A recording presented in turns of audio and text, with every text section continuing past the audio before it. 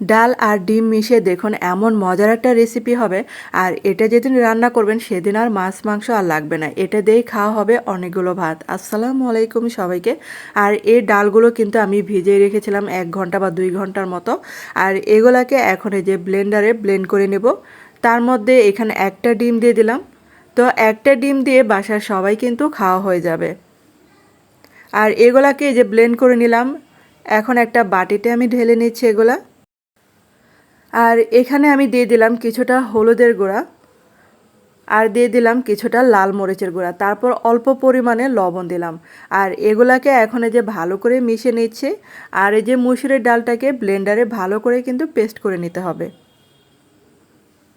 আর এই খাবারটা যে এত মজার হয়, তো আপনারা কিন্তু অবশ্যই বানিয়ে দেখতে পারেন এই মজার খাবারটা। আর এই সমস্ত উপকরণগুলো কিন্তু ভালো করে মিশিয়ে নিতে হবে। তারপর এখন হচ্ছে তেলটা গরম হতে দিয়েছিলাম। আর এখন এই যে এগুলো দিয়ে দিলাম, আমি এই যে অল্প অল্প করে দিয়ে দিতে হবে। তো এই খাবারটা হচ্ছে এত মজার, তো আমি যখন বানালাম আমার বাসায় কিন্তু সবাই খেয়ে এটা প্রশংসা করেছিল। আর এখন হচ্ছে এক সাইড এগুলো উল্টিয়ে দিতে হবে। আর বাসায় যেদিন দেখবেন যে মাছ মাংস থাকবে না, সেদিন কিন্তু এই রেসিপিটা আপনারা করে খেতে পারেন।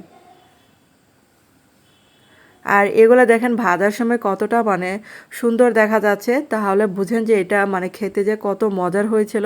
তো এটা কিন্তু রান্নাটা কমপ্লিট হয় নাই, এটা কিন্তু আরও রান্নার বাকি আছে।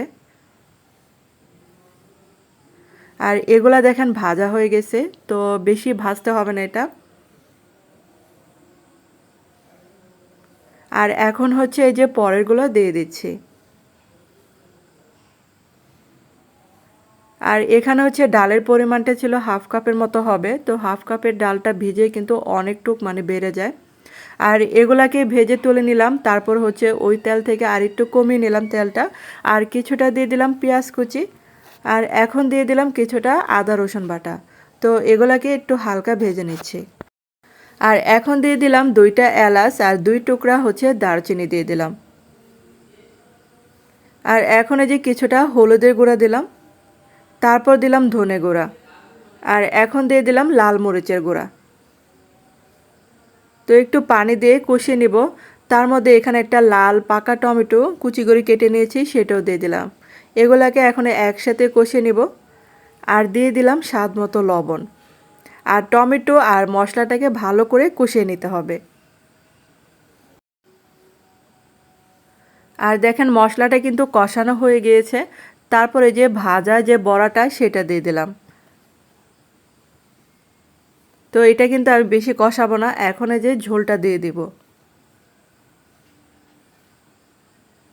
তো এই যে আমি কিন্তু এই পরিমাণে ঝোল দিলাম, আপনারা চাইলে ঝোলের পরিমাণটা একটু বাড়িয়ে দিতে পারেন। আর এখন দিয়ে দিলাম গরম মশলা বাটা, তারপর দিয়ে দিলাম জিরা বাটা।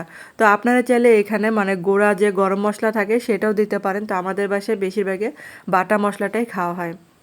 এখন এই যে ঢাকনা দিয়ে ঢেকে দিলাম। তারপর দেখেন এই যে কিছুটা এই যে কাঁচামরিচ মানে আস্ত কাঁচামরিচ দিয়ে দিলাম। আর কাঁচামরিচ দিলে দেখবেন যে এটা থেকে অনেক সুন্দর একটা স্মেল বের হয়েছে। আর এই যে দেখেন ঝোলটা কিন্তু টেনে আসছে, তো চুলাটা বন্ধ করে দিব। আর এই যে এখন যে ঝোলটা দেখতে পাচ্ছেন, এটা কিন্তু আস্তে আস্তে পোড়াটাই টেনে যাবে।